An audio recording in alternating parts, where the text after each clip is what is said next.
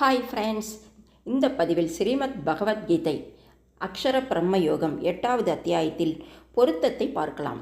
முன் அத்தியாயத்துடன் இந்த அத்தியாயத்திற்கு உள்ள பொருத்தம். 7வது அத்தியாயத்தில் முதல் 3 ஸ்லோகங்களில் பகவான் என் சமக்கர ரூப தத்துவத்தை கேள், முழுமையான ரூபத்தை தத்துவத்தை கேள் என்று அர்ஜுனனுடைய கவனத்தை ஈர்த்து அதை கூறுகிறேன் என்று சொல்லி அதை அறிபவரின் பெருமையை கூறினார். பிறகு 27வது ஸ்லோகம் வரை பல விதங்களில் அந்த தத்துவத்தை விளக்கி அதை அறிய முடியாததற்கு காரணத்தையும் நன்கு எடுத்து கூறினார். முடிவில் பிரம்மம், அத்தியாத்மம், கர்மம், அதிபூதம், அதி தெய்வம், அதி யக்ஞம் இவற்றுடன் கூடிய பகவானுடைய சமக்கர சொரூபத்தை, முழுமையான சொரூபத்தை அறிகின்ற பக்தனின் பெருமையை கூறி அத்தியாயத்தை நிறைவு செய்தார். 29, 30வது ஸ்லோகங்களில் கூறப்பட்ட பிரம்மம், அத்தியாத்மம், கர்மம், அதிபூதம், அதி தெய்வம், அதி யக்ஞம் என்ற 6 விஷயங்கள் மற்றும் உயிர் பிரியும் போது பகவானை அறிவதன் ரகசியம் இவற்றை பகவான் எடுத்து உரைத்தார். ஆனால் இவற்றை நன்கு புரிந்து கொள்ளாததால் இந்த 8வது அத்தியாயத்தின் முதல் 2 ஸ்லோகங்களில் அர்ஜுனன் மேலே சொன்ன 7 விஷயங்கள் பற்றி தெரிந்து கொள்வதற்காக பகவானிடம் 7 கேள்விகள் கேட்கிறார். அர்ஜுன உவாச்ச கிம் தத் பிரம்ம கிம் அத்யாத்மம் கிம் கர்ம புருஷோத்தம அதிபூதஞ்ச கிம் புரோக்தமதி தெய்வம் கிமுச்யதே. அர்ஜுன உவாச்ச கிம் தத் பிரம்ம கிம் அத்யாத்மம் கிம் கர்ம புருஷோத்தம அதிபூதம் ச கிம் புரோக்தமதி தெய்வம் கிமுச்யதே. அர்ஜுனன் சொன்னார், புருஷோத்தமா, அந்த பிரம்மம் என்பது என்ன? அத்தியாத்மம் என்பது என்ன? கர்மம் என்பது என்ன? அதிபூதம் என்ற பெயரால் எது அழைக்கப்படுகிறது? மேலும் அதி தெய்வம் என்று எது சொல்லப்படுகிறது என்று அர்ஜுனன் பகவானிடம் கேட்கிறார். பிரம்மம் என்பதற்கு வேதம், பிரம்மதேவன், நிர்குண பரமாத்மா, பிரகிருதி, ஓம்காரம் என்று பல பொருள்கள் சொல்லலாம். ஆகவே இங்கு அவற்றில் பிரம்ம என்ற சொல் எந்த தத்துவத்தை குறிக்கிறது என்று அறிவதற்காக அர்ஜுனன் இந்த கேள்வியை கேட்கிறார். அத்தியாத்மம் என்பது என்ன என்று கேள்வி கேட்டதன் பொருள் என்ன? உடல், புலன்கள், மனம், புத்தி, ஜீவன், பரமாத்மா முதலிய அநேக தத்துவங்களை அத்தியாத்மம் என்று கூறுவார்கள். இவற்றில் இங்கு அத்தியாத்மம் என்ற சொல்லினால் பகவான் எந்த தத்துவத்தை பற்றி சொல்கிறார் என்பதை அறிவதற்காக அர்ஜுனன் இந்த கேள்வியை கேட்கிறார்.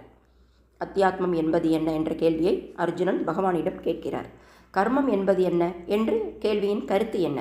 கர்மம் என்ற சொல் இங்கு யக்ஞம், தானம் முதலிய மங்கள காரியங்களை குறிக்குமா? எல்லா செயல்களையும் குறிக்குமா? பிராப்தம் முதலியவற்றை குறிக்குமா?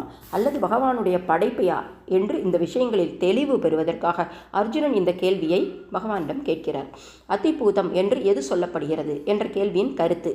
அதிபூதம் என்ற சொல்லின் பொருள் 5 மகாபூதங்களா, அல்லது பிராணி வர்க்கம் அனைத்துமா, அல்லது காணப்படும் பொருட்கள் அனைத்துமா, அல்லது வேறு ஏதாவது தத்துவத்தை குறிக்குமா? இந்த விஷயத்தில் தெளிவு பெறுவதற்காக அர்ஜுனன் பகவானிடம் கேட்கிறார்.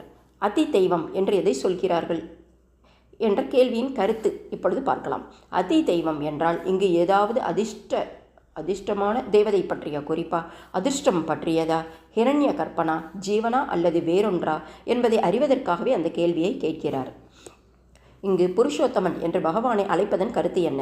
நீங்கள் எல்லா மனிதர்களிலும் சிறந்தவராயிற்றே, எல்லாம் அறிந்தவர், எல்லா வல்லமைகளையும் படைத்தவர், எல்லாவற்றையும் ஆண்டு கொண்டிருப்பவர், எல்லாவற்றிற்கும் ஆதாரம் அல்லவா?